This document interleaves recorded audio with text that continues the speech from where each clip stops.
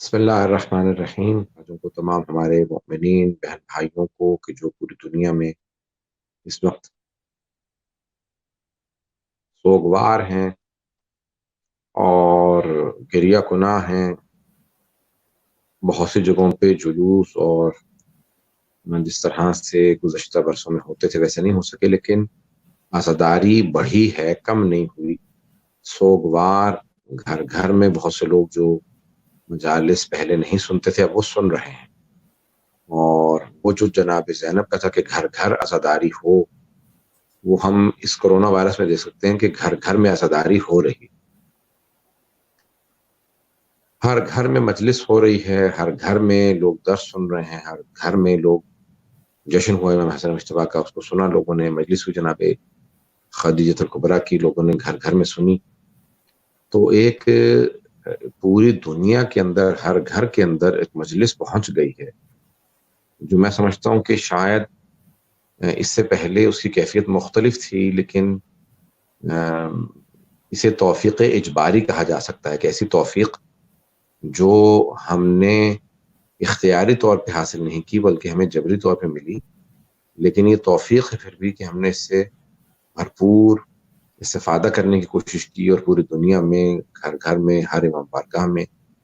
اور میں پہلے عموماً ماہ رمضان، محرم، سفر، ایام فاطمیہ، رجب، شعبان، تمام مناسبتوں پہ سفر کرتا تھا، باہر جاتا تھا اور مجالس پیش کرتا تھا، ذکر کرتا تھا فضائل و مصائب کا.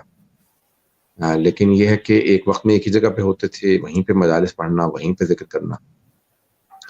لیکن پہلی دفعہ اتفاق ہوا ہے کہ اپنے ہی گھر میں بیٹھ کے میں نے آج یعنی پورے مہینے سے مجالس پڑھ رہا ہوں، پہلی ماہ رمضان سے، یعنی ہر روز 2، 3، 4، 5، 6 بعض اوقات، جیسے آج یہ 5ویں مجلس ہے. صبح میں نے یہ کیونکہ شب ہو چکی تھی آسٹریلیا میں، تو میں نے میلبرن میں مجلس پڑھی. یہاں سے وہاں امام بارگاہ سارے جمع ہوئے، گھر گھر کے اندر وہاں پہ مجلس ہو رہی تھی. پھر دوپہر میں نے ایک مجلس پڑھی، یعنی ابھی میں لندن برطانیہ کے اس میں امام بارگاہ میں مجالس پڑھتا رہا. پھر اس کے علاوہ میں نے ابھی جرمنی میں آپ سے مخاطب ہوں، کینیڈا میں، دنیا بھر میں لوگ اس کو دیکھ رہے ہیں.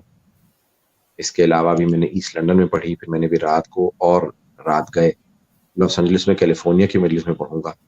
تو دنیا بھر میں یعنی ابھی میں آج یہ 5ویں مجلس ہے اور اس کے بعد بھی مجھے مجلس پڑھنا تھا. لیکن بہرحال زیادہ سے زیادہ میں 2-3 مجالس پڑھتا تھا. لیکن اب یہ ہے کہ جہاں تک ہو سکتا ہے ذکر محمد وآل محمد، نہ صرف یہ کہ ہم امام بارگاہوں سے کر رہے ہیں بلکہ پوری دنیا کے اندر اس وقت لوگ دیکھ رہے ہیں بڑی غور سے نجف کو، جلوسوں کے لوگ ایک دوسرے کی خبر رکھ رہے ہیں، اور مجالس کا جو اہتمام، لوگ گھر میں زیادہ گریہ ہو رہا ہے، ہر آدمی جو ہے وہ سوگوار ہے. اور سب سے بڑی بات یہ ہے کہ پہلے صرف شیعوں تک عزاداری محدود رہتی تھی، یعنی صرف وہ اہل سنت یا جو مسلمان یا ہندو یا سکھ یا عیسائی دیکھنے کے لیے آ جاتے تھے تو وہ تھوڑی بہت سن لیتے تھے مجلس یا نوحہ سن لیا. لیکن اس دفعہ یہ ہوا کہ کیونکہ ہر آدمی گھر میں ہے تو انہیں تقابل کا، مقابلے کا موقع ملا کہ دیکھیں، ہم تقابل کریں کہ ہمارے ہاں یہ ہو رہا ہے اور لوگ کیا کر رہے ہیں، کیا کہہ رہے ہیں اہل بیت سے متعلق، قرآن سے متعلق، جناب امیر سے متعلق. تو پہلے محرم میں صرف لوگوں کو پتہ چلتا تھا، لیکن ماہ رمضان کا اتنا پتہ نہیں چلتا تھا. لوگ اپنی تراویح میں، اپنے قرآن کے جلسے میں مصروف ہوتے تھے. لیکن اس دفعہ ہر آدمی کو امام حسن مجتبیٰ علیہ الصلوۃ والسلام کا جشن کا پتہ چلا کہ 15 ماہ رمضان کو یہ میڈیا کے ذریعے پتہ چلا کہ یعنی پوری دنیا میں 15 ماہ رمضان کو امام حسن مجتبیٰ کی اس دنیا میں آمد کا جو ہے وہ دن ہے اور ان کی ولادت بسعادت ہے. اور یہ کہ 19، 20، 21 جو ہے وہ پہلے لوگ کافی حد تک مسلمان جانتے تھے، لیکن مصروف ہوتے تھے ماہ رمضان میں. لوگ کوئی سحری ٹرانسمیشن دیکھتا ہے، کوئی نہیں، کوئی افطاری ٹرانسمیشن دیکھتا ہے، کوئی نہیں. اب کیونکہ سب گھر میں ہیں، خود ہی گھر میں ساری عبادات کر رہے ہیں، تو وہ دیکھ رہے ہیں ٹیلی ویژن کے مذہبی پروگراموں کو دیکھ رہے ہیں. اس سے ہر آدمی کو پتہ چلا ہے کہ امام امیر المومنین علیہ السلام کا یوم ضربت ہے 19ویں صبح، اور 21ویں جو ہے وہ شہادت ہے. تو یہ ایک بہت بڑا میں سمجھتا ہوں کہ ایک اس میں ڈیولپمنٹ ہوئی ہے، جس سے دنیا بھر کے ہر آدمی کو پتہ چلا کہ جناب امیر کی روزے شہادت کہہ لیں کہ 21 ماہ رمضان. تو آغا صاحب آپ کیا سمجھتے ہیں کہ یہ جو میڈیا تھوڑا سا فعال ہو گیا ہے اور میڈیا نے جو پوری کوشش کی ہے، ہمارا یہ چینل بھی پہلی رمضان سے ہم نے اس کو سٹارٹ کیا ہے B Z T V Germany کو، اور ہمیں بہت اچھا رسپانس آ رہا ہے، پوری دنیا سے لوگ ہمیں کال کر رہے ہیں۔ ظاہر بات ہے جتنی چیز تبلیغ ہے، جتنا بڑھے گا اتنا زیادہ فائدہ ہے۔ ایک کسی ممبر سے خطاب ہوتا ہے تو 500 1000 2000 5000 لوگ استفادہ کرتے ہیں۔ اس وقت ہمیں نہیں پتا، ابھی تھوڑی دیر پہلے آپ کی تقریر سے پہلے میرے پاس کینیڈا سے ہمارے نوید زیدی صاحب وہاں پہ نمائندہ ہے، ہمارے بیورو آفس میں وہاں پہ ہوتے ہیں بی زی ٹی وی کے، انہوں نے بتایا کہ وہاں کی خواتین، وہاں کے بچے، وہاں کے جو بزرگ ہیں وہ اعمال کے لیے اس وقت بیٹھنا چاہ رہے ہیں شب قدر کے، اور وہ آپ کے خطاب کے بعد وہ شروع ہو گئے اعمال۔ تو میرا خیال ہے، اور پھر آسٹریلیا میں صبح ہو رہی ہے اور شام ہو رہی ہے بلکہ، اور پاکستان ہندوستان میں صبح ہو رہی ہے۔ تو یہ جو میڈیا کردار کر رہا ہے آغا صاحب اس وقت تبلیغ میں، تو آپ اس حوالے سے کیا کہنا چاہیں گے؟ دیکھیں، میڈیا کا کردار ہمیشہ جو ہے بڑا اہم رہا ہے، اور میڈیا کا جو موڈ ہے وہ شاید الگ الگ ہو۔ ہر دور میں میڈیا کا دور رہا، یعنی کردار رہا ہے۔ کبھی وہ صرف پرنٹ میڈیا کی حد تک تھا، پھر الیکٹرانک میڈیا پہ آیا، پھر ابھی سوشل میڈیا کی جو ہے حد تک ہم لوگ مصروف ہو گئے۔ تو ایسا نہیں ہے کہ میڈیا کا دور نہیں رہا، میڈیا کا ہمیشہ دور رہا، اور ہمیشہ جو ہے وہ لوگ اس سے استفادہ کرتے رہے۔ خود یہ جو روایت کہتے ہیں، رپورٹ، آپ رپورٹ کہتے ہیں، تو اسی کو روایت کو انگریزی میں رپورٹ کہا جاتا ہے۔ تو خود سرور کائنات صلی اللہ علیہ وسلم کے زمانے میں اور ان کے زمانے میں میڈیا جو ہے وہ موجود تھا، اور وہ جو راویان حدیث، وہ رپورٹرز ہیں، اور وہ رپورٹ کر رہے تھے کہ کیا ہو رہا تھا، غدیر میں کیا ہوا، وحلہ میں کیا ہوا، ایک ایک چیز کو رپورٹ جو کیا گیا، تو وہ وہی صحافی جسے آپ کہہ لیں آج، اور وہ راوی تھے زمانے میں جو اس کو رپورٹ کرتے تھے۔ ان کا کردار رہا ہمیشہ ہر دور میں، میڈیا کے لوگوں کا کردار رہا۔ اور آج جو ہے وہ بورڈ بدل گیا، اس کا میڈیم چینج ہو گیا ہے، اس کا طریقہ کار بدل گیا، سوشل میڈیا پہ آ گئے، ہم میڈیا پہ آ گئے۔ شیعوں کو جو ہے وہ آواز ہمیشہ محرومیت کا احساس رہا کہ ہمیں آواز نہیں ملی۔ ہمارے لوگوں نے بڑے سخت حالات کے اندر رپورٹنگ کی، جرنلزم کی، صحافت کی۔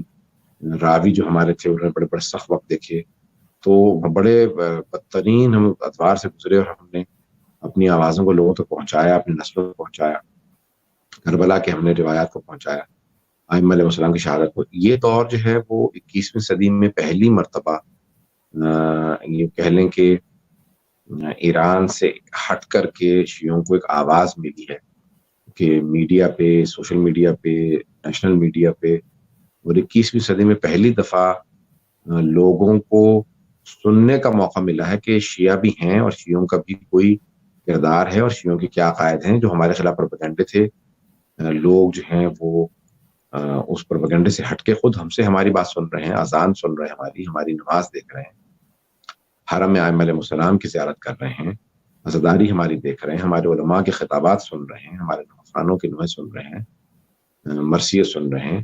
تو اس سے ایک بین الاقوامی سطح پہ جو اویئرنیس شیعوں کے حوالے سے ایجاد ہوئی ہے، وہ اس کا سابقہ نہیں ملتا ہے۔ اس سے پہلے کبھی بھی ہمیں اس طرح کی جو ہے وہ نیوز ہمیں سننے میں نہیں آئی، اس طرح کا ہمیں تاریخ میں کہیں دیکھنے میں نہیں آیا کہ ائمہ اہل بیت علیہ السلام کا بین الاقوامی سطح پہ لوگوں نے نام سنا ہو، اور لوگوں نے غور سے جو ہے وہ ان چیزوں پہ توجہ دی ہو جو ہم چاہتے تھے یا جو ہمارے ساتھ اب ہو رہا ہے۔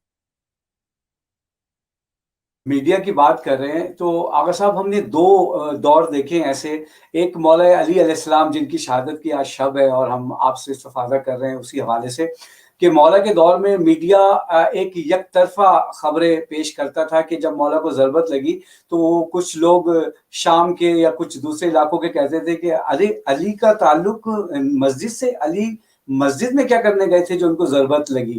ایسا میڈیا کام کر رہا تھا کہ اتنا پروپیگنڈا تھا کہ لوگوں کے ذہنوں میں ڈالا تھا کہ علی کا تو کوئی تعلق ہی نہیں ہے مسجد و نماز اور روزہ سے، پہلی بات۔ اور دوسرا میڈیا ہم نے دیکھا کہ یزید کے دور میں میڈیا پہ بہت کام کیا گیا، بہت ہی فورس لگائی گئی کہ کسی طرح راوی، جیسے کہ آپ نے کہا کہ آج کے دور کے رپورٹر اور اس دور کے راوی، کہ راویوں کو خرید لیا جائے، کاتبوں کو خرید لیا جائے، لکھنے والے مصنفوں کو خرید لیا جائے، اور یزید یہ کہے کہ دو شہزادوں کی جنگ تھی اور یزید جیت گیا، حسین ہار گیا۔ لیکن اس میڈیا کو تباہ و برباد کرنے میں، اس دور کے مصنفوں کو اور اس دور کے راویوں کو برباد کرنے میں جناب زینب سلام اللہ علیہ کا بہت بڑا کردار ہے کہ جنہوں نے کربلا سے شام، شام سے کوفہ، کوفہ سے پھر کربلا، اپنی تبلیغ اور اپنی جو خطابات تھے، یا جسے ہم کہتے ہیں رپورٹنگ، جسے ہم اس دور میں کہتے ہیں، کہ جناب زینب نے اس دور کے میڈیا کو تباہ و برباد کر دیا کہ آج تک 1400 سال گزرنے کے بعد بھی حسین زندہ باد ہے اور یزید مرد آباد ہے۔ تو ان دو دوروں کے میڈیا کے حوالے سے کیا کہیں گے قبلہ؟ اس وقت بہت زبردست آپ بات کر رہے ہیں اور یہ ضرورت ہے وقت کی۔ لیکن سب سے بڑا جو جس کو آج بہت سے لفظ استعمال ہوتے پروپیگنڈا، اور وہ میڈیا ہی تھا، اس کا پروپیگنڈا تھا، تو آج تک اس کا اثر باقی ہے۔ جناب امیر المؤمنین علی بن ابی طالب علیہ الصلوۃ والسلام کے خلاف بنو امیہ نے، خصوصاً معاویہ نے جو پروپیگنڈا کیا اور مشہور کیا شام میں کہ علی بے نمازی، علی نماز نہیں پڑھتے، اور اس حد تک گیا کہ ان کو باغی کہا جانے لگا، ان کو بے نمازی کہا۔ جو آدمی 1000 رکعت نماز پڑھتا ہو انہیں لوگ بے نمازی کہنے لگے۔ اور ایک نیگیٹو کردار جو میڈیا نے ادا کیا ہے، یہ لوگ بات پوری گھڑ کے پوری رپورٹنگ کرنا، پوری اپنے پاس سے بات بنا دینا اور لوگوں کے اندر اس کو رائج کرنا، اور یعنی اس حد تک علامہ طباطبائی کہتے ہیں کہ اہل بیت علیہ السلام کے خلاف بنو امیہ کا کارخانہ کار فرما تھا کہ امیر المؤمنین کو شہید کر دیا گیا، اور پھر امام حسن علیہ السلام کو جو ہے وہ ان کا اتنا بائیکاٹ ہوا کہ ان کے گھر بھیج دیا گیا۔ اور امام حسین علیہ السلام کا یہ عالم تھا کہ کربلا سے پہلے امام حسین سے نہ کوئی خطبہ، نہ کوئی فقہ حدیث، یعنی کسی نے مسئلہ تک نہیں پوچھنا گوارا کیا، کہ معاویہ نے امام اہل بیت علیہ السلام کے خلاف پروپیگنڈا کر کے انہیں ان کا بائیکاٹ کروا دیا تھا۔ اس زمانے کے لوگوں نے بائیکاٹ کر دیا تھا، یعنی حقہ پانی بنی، ان کے ساتھ کوئی تعلق واسطہ نہیں تھا۔ جب امام حسین السلام کربلا کے لیے نکلے اور پہلے حج پہ گئے تو آپ نے بھی میڈیا استعمال کیا کہ بھئی اگر کوئی دیکھا جائے کہ آپ مدینے سے کہہ کے جا رہے ہیں میں عراق جا رہا ہوں، کربلا جا رہا ہوں، تو مدینے سے نارتھ کی طرف، شمال کی طرف جو ہے وہ عراق ہے، کربلا شمال کی طرف ہے، لیکن مولا جا رہے ہیں جنوب کی طرف، کہاں؟ مکے۔ کیا کرنے جا رہے ہیں مکے جب آپ نے حج بھی نہیں کرنا تھا اور حج نہیں کیا؟ پہلے سے آپ کی نیت میں حج نہیں کروں گا، میں چلا جاؤں گا کربلا۔ تو کیوں آئے؟ کیونکہ وہ اس وقت زمانے کا سب سے بڑا میڈیم تھا میڈیا کا، جس کے ذریعے سے آپ کو اپنی بات کا پہنچانا ضروری تھا لوگوں تک، کہ آپ نے جا کے بتایا کہ میں حج سے بڑی محبت کرتا ہوں لیکن میں حج نہیں کروں گا کیونکہ یزید میرے خون کا پیاسا ہے، وہ خانہ کعبہ کی حرمت کو پامال کر دے گا، اس لیے میں کربلا جا رہا ہوں، میں عراق جا رہا ہوں اور یزید مجھے مار دے گا۔ اور اس کے بعد یعنی وہ مکے میں سب سے بڑا جو دنیا کا اجتماع ہوتا تھا وہ مکے میں ہوتا تھا مسلمانوں کا۔ سب حاجی واپس گئے، حاجیوں سے لوگوں نے پوچھا بھی کیا ہوا، تو انہوں نے کہا کہ بھی ہم لوگ حج پہ تھے، حج بہت اچھا رہا، لیکن پہلی دفعہ پتا چلا کہ کوئی نواسہ رسول بھی زندہ ہے، اور ان کا نام حسین ابن علی ہے، اور انہوں نے بتایا کہ مجھے حج محبت ہے، اور انہوں نے دعائے عرفہ پڑھی، ایسی دعا آج تک نہیں سنی، اور بہت یعنی انہوں نے کہا۔ اور اس کے بعد وہ کربلا چل کے کہہ رہے تھے کہ یزید انہیں مار دے گا۔ اس کے بعد پھر 10 محرم روز عاشور کا واقعہ ہو جاتا ہے، اور پوری دنیا میں بات پھیل جاتی ہے، پورے عالم اسلام میں، کہ نواسہ رسول حسین ابن علی کو کربلا میں گھیر کے یزید کی فوج نے مار دیا۔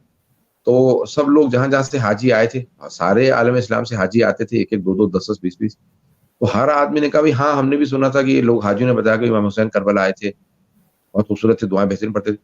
تو یعنی امام حسین علیہ السلام نے بھی اس زمانے کے میڈیم جو میڈیا کا تھا اس کو استعمال کیا، اپنی بات کو پہنچایا، پھر گئے کربلا۔ یہی امیر المومنین علیہ السلام معاویہ نے جناب امیر کے خلاف بے انتہا پروپیگنڈا کیا۔ کیا کیا؟ بچوں کو بڑی جلدی جو ہے نا جانوروں سے ہو جاتی ہے، تو اس نے کہا کہ میری طرف سے ہر بچے کو جو ہے وہ بھیڑ بکری دے دو، بچہ دے دو بھیڑ بکری کا، بچے قریب ہو جاتے۔ جس نے دیا کہ بھی حاکم شام معاویہ نے بھیجا، تو اس کے بعد 1 2 ہفتے بچے قریب ہو گئے، 2 3 ہفتے بعد کا بھی جا کے رات میں جب بچے سو جائیں وہ گھر میں گھس کے بچے وہ بھیڑ کو کاٹ کے یا بکری کا گلا کاٹ کے پھینک دینا وہیں پہ ایسے۔ بچہ صبح اٹھ کے روئے گا، پوچھے گا تو کیا وہاں پہ افراد موجود ہوں، کہیں گے یہ رات کو علی آئے تھے کوفے سے، وہ تمہارے جو ہے نا بکریوں کو مار گئے۔ اب بچوں کے دلوں میں بغض و عناد جناب امیر علیہ السلام کا پیدا ہونے لگا، اور جب وہ ان کے یعنی ان کے بیٹے بیٹیوں کو قیدی بنا کے لایا گیا یا وہ کربلا آئے، تو اس وقت میں آلریڈی ایک زمینہ ہموار تھا، یعنی پہلے ہی سے لوگوں کے ذہن ایک نفرتیں اور بغض سے بھرے ہوئے تھے، اور وہ یعنی اب پوچھا کہ مجھے تم کیوں مار رہے ہو، میں تمہارا کیا مجرم ہوں، میں نے کوئی قصور کیا؟ تو کہتے ہیں نہیں بغض لابیک، تیرے باپ کے بغض میں مار رہے ہیں. تو یعنی ان کے دلوں میں جو ایک پروپیگنڈا جو کرا کے حضرت علیہ السلام کے خلاف ایک بغض اور نفرت بٹھا دی گئی تھی. تو وہ شام میں، مدینے میں، یعنی بہت سی جگہوں پہ، یعنی مدینے میں ایک آدمی آیا تو حسن علیہ السلام کے سامنے جناب امیر کا نام لے کے توہین کرنے لگا، سب و شتم کرنے لگا، توہین آمیز. میں وہ الفاظ نہیں دہرانا چاہتا کہ مولا کا شب شہادت ہے. تو مولا حسن مجتبیٰ علیہ السلام اس کو دیکھا، کچھ دیر دیکھتے رہے. کہا اگر لگتا ہے تو پردیسی، اگر تجھے گھر کی ضرورت ہے میرا گھر حاضر ہے، کھانے کی ضرورت ہے تو کھانا حاضر ہے، لباس کی ضرورت ہے تو میں لباس دینے کے لیے تیار ہوں، اگر تو مسافر ہے تیرے پیسے ختم ہو گئے تو پیسے دینے کے لیے تیار ہوں. وہ کچھ دیر دیکھتا رہا، سوچتا رہا. کہنے لگے کیا آپ حسن مجتبیٰ نہیں ہیں؟ مولا نے کہا ہاں میں ہی حسن مجتبیٰ. کہا کیا آپ علی ابن ابی طالب کے بیٹے نہیں ہیں؟ کہا ہاں میں ہی علی ابن ابی طالب کا بیٹا ہوں. کہا لیکن لوگوں نے مجھے تو بتایا کہ بھئی آپ کے بابا کافر، استغفر اللہ العظیم، کافر ہو گئے تھے اور آپ جو ہیں ان کے بیٹے ہیں. مولا نے کہا اسی لیے کیونکہ تو ان کو نہیں جانتا، میں سمجھ گیا تھا تجھے دیکھ کے کہ تو باہر سے کہیں آیا ہے، شام سے آیا ہے اور مدینے کا رہنے والا نہیں ہے، کیونکہ مدینے والے میرے بابا کو دیکھ چکے تھے، وہ جانتے ہیں وہ کیسے تھے. تو مجھے پورا یقین ہوگا کہ تو کسی پروپیگنڈے کا شکار ہے، کسی میڈیا کی غلط رپورٹنگ کا شکار ہے. تو میرے بابا تو علی مرتضیٰ تھے، رسول خدا نے ان سے متعلق کہا کہ یہ کل ایمان ہے، تو ان سے متعلق کہہ رہا ہے کافر. تو ایک دم سے رونے لگا. کہا کہ کیا میری توبہ قبول ہو سکتی ہے؟ مولا نے کہا بس ایک کام کر، جب واپس جانا نا تو لوگوں کو بتانا میں علی مرتضیٰ کے بیٹے سے مل کے آیا ہوں، اور پھر بتانا انہیں کہ علی ابن ابی طالب کون تھے، ان کے فضائل سنائے. تو وہ کہنے لگا کہ ہمارے علاقے کے لوگوں کو نہیں معلوم باتیں یہ جو آپ بتا رہے ہیں، ہمیں تو کچھ اور ہی بتایا گیا. ہمیں بتایا گیا نماز نہیں پڑھتے تھے، کافر ہو گئے تھے. اور یعنی اتنا غلیظ قسم کا پست گھٹیا پروپیگنڈا کیا کہ یعنی اس زمانے کی، یعنی آج کے لوگ بھی شرمندہ ہو جائیں گے. اتنا جھوٹا پروپیگنڈا تو کسی کے خلاف نہیں ہو سکتا. لیکن بنو امیہ نے کیا، اور معاویہ نے جناب امیر علیہ السلام کے نام لینے والے جو ہیں، یعنی کوئی نام نہیں رکھتا تھا. آپ اگر دکھائیں راویوں میں کتنے ہیں علی کے نام سے راوی، کتنے صحابہ رسول میں لوگوں نے اپنے بچوں کے نام علی رکھے یا حسن رکھے، حسین رکھا، یا کتنے لوگوں نے وہ کہتے ہیں حسن بصری کا نام ہے وہ اس لیے حسن رکھا کیونکہ جناب ام سلمہ نے پالا تھا انہیں. نام کچھ اور تھا، انہوں نے بدل کے کہا کہ نہیں تو اپنا نام حسن رکھ لے. بعد میں پھر والوں صوفی ہو گئے. لیکن یہ حضرت عبداللہ ابن عباس نے اپنے بیٹے کا نام علی، تو یہ کاؤنٹ نہیں ہوتے. یعنی یہ جو اہل بیت علیہ السلام سے قریب تھے ان کو میں کاؤنٹ نہیں کرتا. اچھا چلیں، ان میں بھی کتنے لوگ ہیں، یعنی 2-3 افراد سے زیادہ آپ کو ملیں گے ہی نہیں جنہوں نے نام جو ہے وہ علی رکھے. 100-150 سال، 125 سال، چلیں 150 سال نہ کہیں، 100 سال سے زیادہ مدت کوئی آدمی علی ابن ابی طالب پہ اپنا نام نہیں رکھ رہا اپنے بچے کا. اتنا کیا بغض، کیا کس کے باپ کو مار دیا تھا، کیا کر دیا تھا جناب امیر نے کہ لوگ جناب امیر کے نام پہ نام نہیں رکھ رہے تھے. اللہ اکبر. یعنی کون سی تھی یہ پروپیگنڈا تھا اس زمانے کے میڈیا کا رول تھا، کردار تھا، منفی کردار تھا کہ انہوں نے جناب امیر کے خلاف بنو امیہ کے زرخرید میڈیا کے جو کارندے تھے انہوں نے اتنا پروپیگنڈا کر دیا تھا کہ لوگ جناب امیر کا نام رکھنا پسند نہیں کرتے تھے. وہ کہتے تھے وہ تو کافر ہو گئے تھے. عمر ابن عبدالعزیز نے آ کے کہا کہ یہ جھوٹا پروپیگنڈا بند کرو، اس سے ہمارے نبی پہ حرف آتا ہے، وہ داماد پیغمبر تھے، نبی کی آل علی مرتضیٰ سے چلی ہے، یہ جھوٹا پروپیگنڈا ہمیں بس بہت ہو گیا، یہ باتیں نہ کرو، جھوٹ ہم کب تک بولیں گے، اور فلک واپس کرو اور نقل روایت شروع کرو. کیوں؟ انہوں نے کہا کہ روایت رسول خدا کے بین لگا دو. کیوں؟ کیونکہ وہ ایک میڈیم کا ذریعہ تھا، وہ ایک میڈیا تک، یعنی میڈیم تھا میڈیا کا، کہ وہ رسول خدا کی حدیث جو بیان ہوتی تھی تو وہ کہتے تھے بھی رسول خدا نے یہ کہا. سب سے زیادہ حدیث حضرت علی کے اہل بیت کے فضائل میں تھی. وہ کہتے تھے نہیں یہ نہ بیان کرو، کیونکہ اگر بیان کرو گے تو یہ علی ابن ابی طالب کی پھر لوگوں کے درمیان میں جب وہ شان جائے گی، لوگ پھر ماننے لگیں گے ہم نے اتنی مصیبتوں سے تو لوگوں کو دور کیا اہل بیت سے. تو انہوں نے بند باندھے علی یعنی اہل بیت کی محبت کے خلاف. اور مولا علی علیہ السلام آج تک مظلوم ہے کہ آج بہت سے لوگ کہتے ہیں اچھا یہ بھی مولا کے فضائل میں، اچھا یہ آیت نہیں مولا علی کے فضائل میں نہیں، یہ تو یہ فلاں کے نام پہ ہم نے سنی ہے، وہ کہ فلاں کتاب میں مولانا صاحب کیسے اس میں لکھا ہوا ہے. ارے بھائی وہ آدمی اس زمانے میں تھا ہی نہیں مدینے میں، اس سے متعلق کیسے آیت آ سکتی ہے؟ جی خود تمہاری کو کیا ہو گیا کہ تم اس آدمی سے متعلق آیت پیش کر رہے ہو؟ تو یعنی ان لوگوں نے اتنا پروپیگنڈا کر دیا. یعنی مثال کے طور پر سادہ سی مثال، بہت سے لوگ کہتے ہیں نہیں، میں دیکھ رہا تھا کہ وہ کہہ رہے ہیں نہیں معاویہ نے کوئی حضرت علی کے خلاف پروپیگنڈا نہیں کیا، کوئی جھوٹی روایت نہیں بنائی، ایسے نہیں کیا. بھئی یہ وَمِنَ النَّاسِ مَن يَشْرِي نَفْسَهُ ابْتِغَاءَ مَرْضَاتِ اللَّهِ وَاللَّهُ رَءُوفٌ بِالْعِبَادِ، سورہ بقرہ کی آیت نمبر 206 ہے، ظاہراً یہ 207. سورہ بقرہ کی آیت ہے کہ جب بستر رسالت پہ جناب امیر علیہ السلام سو گئے تو آیت نازل ہوئی کہ لوگوں میں سے ایک ایسا ہے جو اپنے نفس کو اللہ کی مرضات کی عوض دے دیتا ہے، سودا کر لیتا ہے اللہ کی مرضات سے، اپنے نفس کا اپنا نفس اللہ کو دے دیتا ہے، اس کی مرضات لے لیتا ہے۔ واللہ رؤوف بالعباد، اور اللہ بے شک اپنے بندوں سے بہت زیادہ مہربان ہے اپنے بندوں پہ۔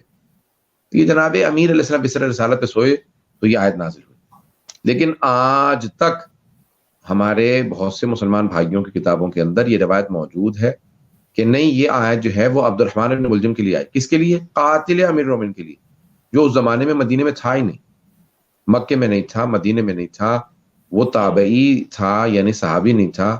لیکن آج کیوں معاویہ نے کہا کہ نہیں، کسی طرح سے بھی اس کو کلین شیٹ دلواؤ کہ وہ عابد و زاہد تھا، اس کی لمبی داڑھی تھی، وہ نماز پڑھتا تھا، اور اس نے شب قدر کے اندر مقدس رات کے اندر جو ہے وہ علی بن ابی طالب قتل کیا ہے۔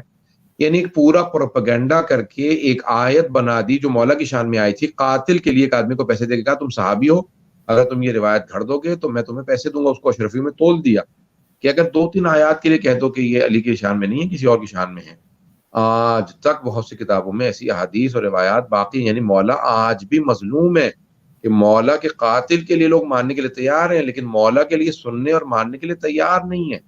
اس سے بڑا یہ کا کردار، بد کرداری کیا ہوگی کہ جہاں پہ جناب امیر جن کے لیے پیغمبر فرما رہے ہیں کہ اگر سمندروں کو پانی میں تبدیل کر دیا جائے اور درختوں کو قلم بنا دیا جائے، زمین سے آسمانی درمیان جو فاصلہ ہے اس میں لکھا جائے، فرشتے لکھنے والے ہوں، جن گننے والے ہوں، انسان دیکھنے والے ہوں، سب چیزیں ختم ہو جائیں گی، لیکن میرے بھائی علی کے فضائل ختم نہیں ہوں گے۔ ان کے یعنی کوئی فضائل ہی نہیں بیان ہوتے، ان کے کسی کو کوئی فضائل ہی معلوم نہیں ہے ہمارے مسلمان بھائیوں کو۔ ایسا کون سا میڈیا نے کردار ادا کیا ہے کہ یہ سب کچھ چھپا دیا گیا؟ میں جانتا ہوں میں نے بہت زیادہ ٹائم لے لیا، لیکن یہ محبت ہے آپ کی، اور یقین مانے اس وقت بہت استفادہ کر رہے ہیں، اور رات کی اس پہر میں بڑی دعائیں آپ کو دے رہے ہیں۔ آغا صاحب، میں اس سے پہلے کہ آپ کو مصائب کی کہوں کہ آپ مصائب پڑھیں حضرت امیر المومنین پر، آغا صاحب بہت ساری چیزیں جو مولا علی کے حوالے سے ڈسکس کی جاتی ہیں، لیکن ابھی یہ 19 تاریخ سے آج تک جتنے بھی عالم دین میرے پروگرام میں آئے، مولانا شہریار رضا عابدی ہیں، مولانا نصرت بخاری صاحب ہیں، خود عابد بالگرامی صاحب انڈیا سے، ماشاءاللہ سارے پوری دنیا سے اس وقت جناب کوثر رضوی صاحب بامبے سے میرے ساتھ تھے۔ تو میں ایک سوال سب سے اتفاقیہ میرے لبوں سے نکلا، اور آپ سے بھی میں کرنا چاہوں گا کیونکہ اس پہل ظاہر بات ہے آپ مصائب حضرت علی علیہ السلام بیان کریں گے۔ اگر ساری چیزوں پہ ہماری نگاہ ہوتی ہے، اکثر ہم ممبروں سے سنتے ہیں شجاعت مولا علی کی، سخاوت مولا علی کی، لیکن آغا صاحب وہ کون سی گھڑی تھی، وہ صبر کون سا تھا مولا کا جو بہت زیادہ سامنے نہیں آیا؟ کہ مولا سے ایک دفعہ جب گھر آئے تو غمگین تھے، ہم سنتے آ رہے ہیں اپنے بزرگوں سے اور آپ جیسے عالم دین سے کہ بی بی سیدہ زہرا سلام اللہ نے پوچھا کہ علی کیا ہوا، کیا لوگوں نے سلام کرنا چھوڑ دیا؟ تو مولا نے غمگین ہو کے کہا نہیں زہرا، مسئلہ یہ نہیں ہے کہ لوگوں نے مجھے سلام کرنا چھوڑ دیا، مسئلہ یہ کہ میں لوگوں کو سلام کر رہا ہوں، واجبات کا یعنی جواب نہیں دے رہے ہیں، وہ جواب سلام کا نہیں دے رہے ہیں۔ تو اگر صاحب صبر مولا علی پہ تھوڑی سی آپ 2 منٹ بے شک، لیکن آپ صبر مولا علی کے حوالے سے کیا کہیں گے کہ ایسا جری آدمی کہ جو خیبر کو 2 انگلیوں سے اٹھا لے، اور اتنا صابر کہ آنکھیں جھکی ہوئی ہیں، سر جھکا ہوا ہے، اور صبر اور صبر کا امتحان دے رہے ہیں مولا؟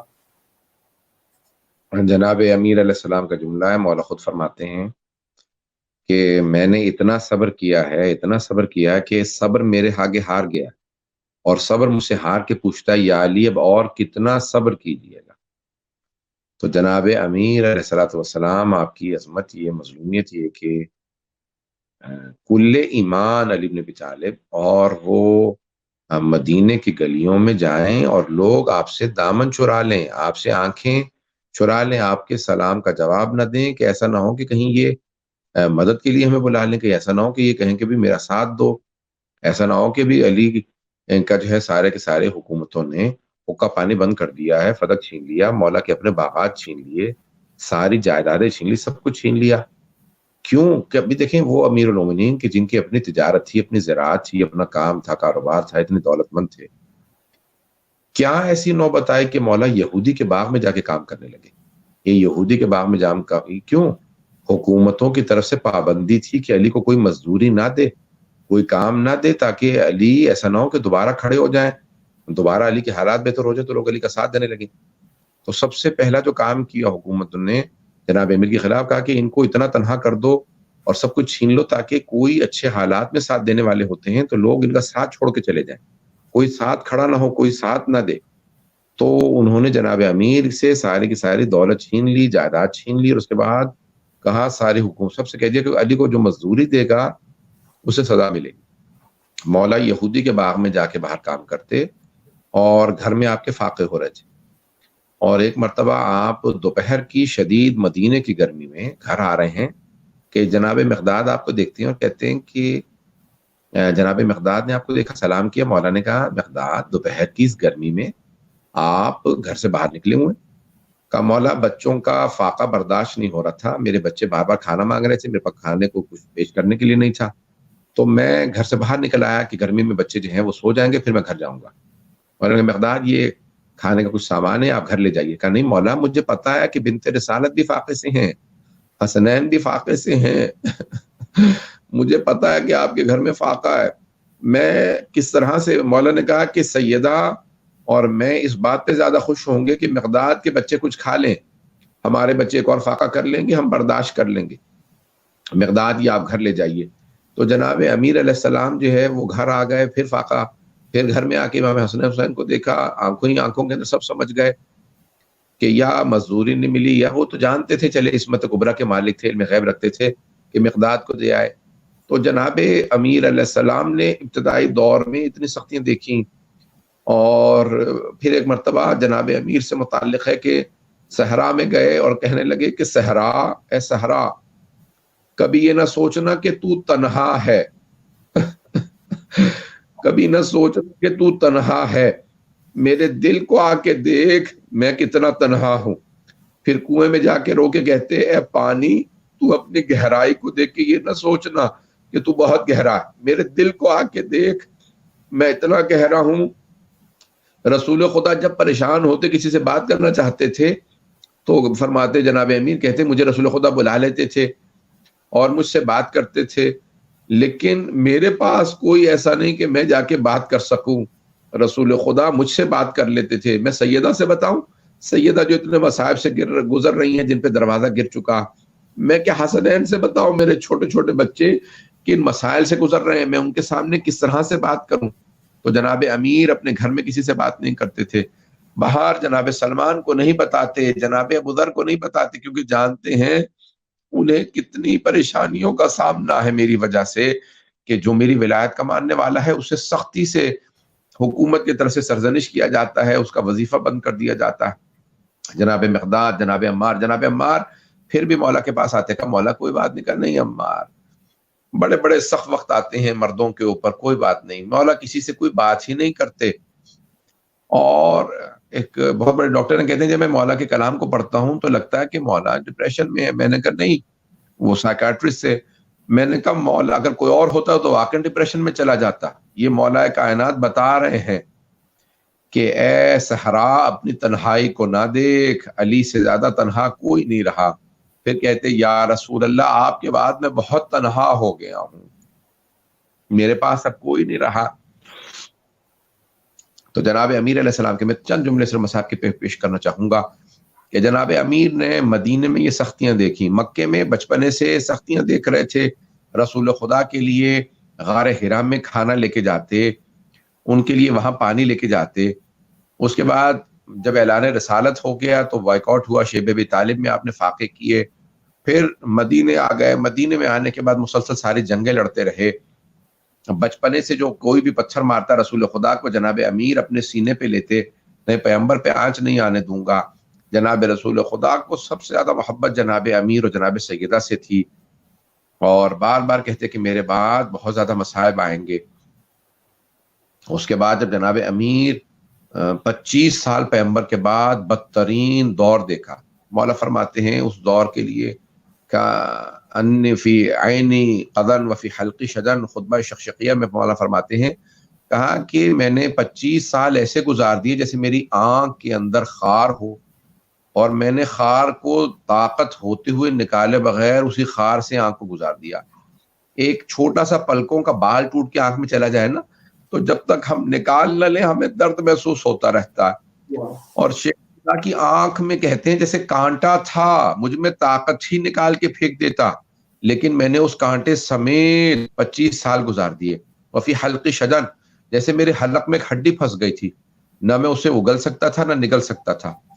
پھر مولا فرماتے ہیں کہ اگر میں بولتا تھا تو لوگ کہتے تھے ارے علی دنیا دار ہو گیا، اپنا خلافت کا حق مانگنے لگا ہے. خاموش رہتا تو لوگ کہتے حق ہے ہی نہیں علی کا، اس لیے بولتے نہیں ہے. کہ بولتا تھا تب میں مجرم تھا، نہیں بولتا تھا تب بھی میں مجرم تھا. کہ میں دیکھتا رہا میری میراث لٹتی رہی، لوگ لوٹ کے سب کچھ لے گئے، میں کھڑا دیکھتا رہا، میں بالکل نہیں بولا. کہ میں نے 25 سال رسول خدا کے بعد ایسے گزارے. وہ علی جنہوں نے خیبر کا در اکھاڑا لیکن کبھی نہیں کہ میری کمر ٹوٹ گئی. خندق میں آئے، بدر سے لے کے حنین تک ساری جنگیں لڑی، 27 غزوے لڑے، 27 غزوے رسول خدا کے، ان میں سے 26 جناب امیر نے لڑے. اس کے علاوہ وہ جنگیں جس میں رسول خدا نہیں تھے وہ بھی ساری جناب امیر نے لڑی. ساری جنگیں لڑی، کہیں نہیں کہا کہ میری کمر ٹوٹ گئی. لیکن جناب سیدہ کا غم ایسا آیا کہ مولا نے ایک مرتبہ رات کی تنہائی میں کہا قلّا یا رسول اللہ ان صفیت کا صبری، یا رسول خدا مجھے اپنا صبر کم ہوتا نظر آ رہا ہے، سیدہ نے میری کمر توڑ دی ہے. رات کی تنہائی میں کبھی جنازے اٹھائے جاتے ہیں؟ ہر آدمی چاہتا ہے میرے جنازے میں زیادہ سے زیادہ لوگ آئیں، ہر آدمی چاہتا ہے میری مجلس میں زیادہ سے زیادہ لوگ آئیں. لیکن جناب سیدہ نے وصیت کی یا ابو الحسن مدینے والوں کو میرے جنازے میں نہ آنے دیجیے گا، مجھے رات کی تنہائی میں غسل دیجیے گا، رات کی تنہائی میں کفن دیجیے گا، رات کی تنہائی میں دفنا دیجیے گا. اچھا ایک ہو گیا. رسول خدا کا بھی تشیع جنازہ نہیں ہوا. رسول خدا نے کہا یا علی میرا غسل و کفن آپ خود کیجیے گا، یا علی میرا خود ہی جنازہ پڑھا کے مجھے گھر میں دفنا دیجیے گا، تشیع جنازہ نہ کیجیے گا. مجھے پتہ نہیں ہے کہ ان دونوں نے کیوں منع کیا. شاید یہ وجہ ہو کہ مولا علی کا دیکھ رہے ہوں کہ ان کا کوئی بھی جنازہ تشیع جنازہ نہیں ہوگا، کہ شام والا بار بار کہتا تھا میں علی کی قبر کو خراب کروں گا، میں لاشا قبر سے نکالوں گا. مولا نے کہا بیٹا حسن میری قبر کا نشان مٹا دینا، میرے بیٹوں کو بھی میری قبر پہ نہ لے کے جانا، بس تم اور حسین حسین آپ دونوں میرے لال آپ دونوں جائیے گا، مجھے تنہائی میں رات نجف میں دفنا دیجیے گا. کسی بیٹے کو میرے جنازے میں، جناب عباس کو ایک ہی بات کا قلق رہا، ارے مجھے بابا کے جنازے میں جانے کی اجازت نہیں ملی، بابا کے جنازے میں نہیں جا سکا. اچھا کوئی بات نہیں. مولا پھر بعد میں امام حسن و حسین علیہ السلام کے جنازوں میں، لیکن پھر امام حسن کا جنازہ اٹھا، تیر برسائے گئے لاشے پہ. جناب عباس نے کہا مجھے اجازت تو دے میں ان سب کو دیکھوں، یہ لاشے پہ تیر برسا رہے. کہا نہیں میرے بھائی نے وصیت کی تھی میرے نانا کا شہر مدینہ کہ کوئی تیر نہ برسائے. اچھا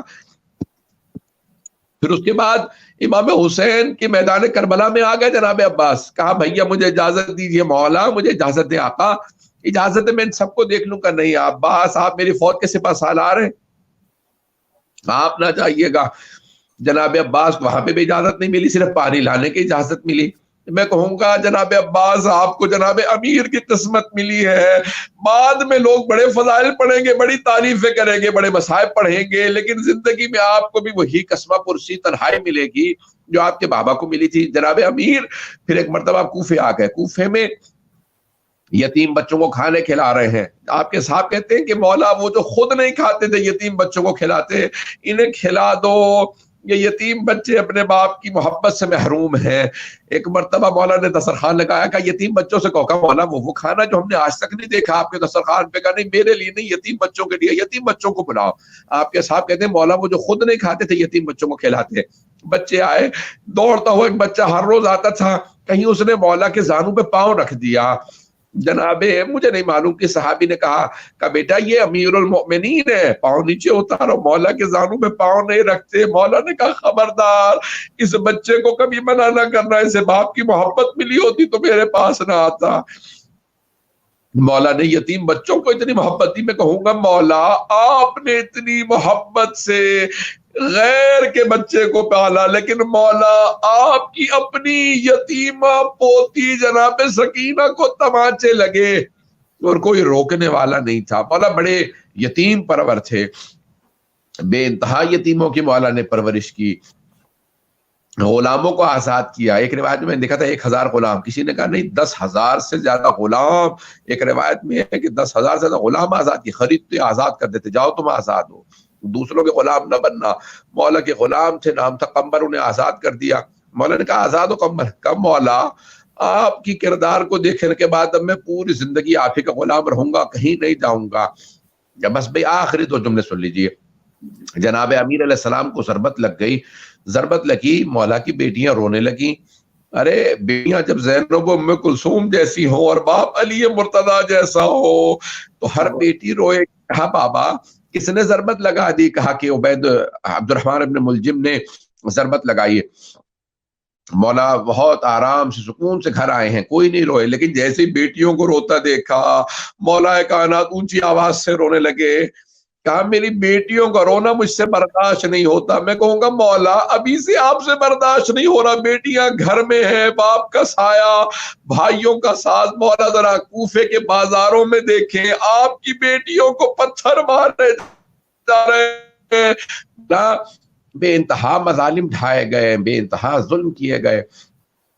تو جناب امیر کا بس آخری لحظات ہیں پاکستان کے اندر بھی. اس وقت 4 بج رہے صبح کے، یہ جناب امیر کا صبح کا وقت ہے. مولا حسن مجتبیٰ نے غسل و کفن دیا، بڑا اہتمام کیا. بس بھائی اس سے پہلے کا ایک جملہ صرف پیش کروں گا کہ ایک مرتبہ ایک طبیب لوگ لے آئے، طبیب کو بلایا. مولا سے بڑا کون طبیب تھا، لیکن مولا نے طبیب کو منع نہیں کیا، لوگ لے آئے ہیں. ایسا نہ ہو کہ کوئی شیعہ کہے کہ ارے علی نے، امیر المومنین نے کسی طبیب کو نہیں دکھایا، ڈاکٹر کو نہیں دکھایا تھا، میں بھی ڈاکٹر کو نہیں دکھاؤں گا. مولا نے کہا نہیں، طبیب کو لوگ لائے ہیں، کوئی بات نہیں، لے آؤ. طبیب آ کے دیکھ لے، اس نے زخم کو دیکھا. پھر مولا حسن سے کہا کہ جس نے تلوار ماری ہے نا، اس تلوار میں زہر تھا. یہ مولا کے پورے جسم میں زہر پھیل گیا ہے، پاؤں تک زہر چلا گیا ہے. مولا کی اب شہادت تو حتمی ہے، مولا بچیں گے نہیں. بس یہ ہے کہ جتنا دودھ ہو سکے پلائیے، ان کی شہادت میں تاخیر ہو سکتی ہے، رک نہیں سکتی. بس یہ مولا کے الفاظ کہیں کوفے والوں نے سن لیے. کوفے کے ہر گھر میں بات پھیل گئی کہ امیر المومنین کو دودھ پلاؤ، جتنا دودھ ہو سکے. کوفے کے چھوٹے چھوٹے یتیم بچے ہاتھوں میں کوزے لیے مولا کے گھر آ گئے. مولا حسن مجتبیٰ نے پوچھا کیا بات ہے؟ کہا کہ ہمیں ہر روز مولا دودھ پلانے آتے تھے، ہم اپنے مولا کے لیے دودھ لے کے آئے ہیں، آج ہم دودھ نہیں پیئیں گے. یہ مولا امیر المومنین کو ہمارے حصے کا دودھ پلا دے. مولا حسن روتے ہوئے آئے، کہا بابا کوفے کے یتیم بچے آپ کے لیے دودھ لائے ہیں، کہتے ہیں مولا کو دودھ پلا دو. امیر المومنین نے کہا بیٹا حسن، میں نے آج تک کبھی یتیموں کا حق نہیں کھایا، ان یتیم بچوں سے کہو یہ دودھ پی لے. علی اسی میں خوش ہے کہ یتیم بچے دودھ پی لے. ایک مرتبہ مولا امیر المؤمنین نے امام حسن مجتبیٰ سے کہا بیٹا مجھے ذرا بٹھا دیجئے، آپ کے جد رسول خدا آ گئے، آپ کی ماں زہرا آ گئی، سارے انبیاء کی ارواح میرے استقبال کے لیے آئی ہیں، مجھے بٹھا دیجئے. ایک مرتبہ مولا حسن نے بٹھایا، مولا نے کچھ دیر سب سے باتیں کی، اس کے بعد کہا مجھے لٹا دے. ایک مرتبہ مولا حسن رونے لگے کہ آج ہم یتیم ہو گئے. میں کہوں گا مولا آپ نہیں، ساری شیعہ قوم یتیم ہو گئی. آج ہمارے مولا امیر المؤمنین دنیا سے چلے گئے. الا لعنۃ اللہ علی القوم الظالمین وسیعلم الذین ظلموا ای منقلب ینقلبون.